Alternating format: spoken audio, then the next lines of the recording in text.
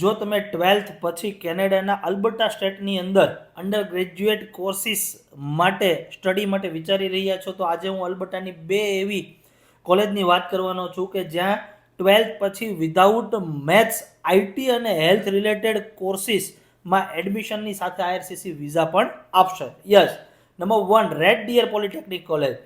આ કોલેજ મિત્રો health student માટે, જેને હેલ્થ રિગાર્ડિંગ પ્રોગ્રામમાં સ્ટડી કરવા જવું છે એના માટે ખાસ અને સારી એવી કોલેજ છે.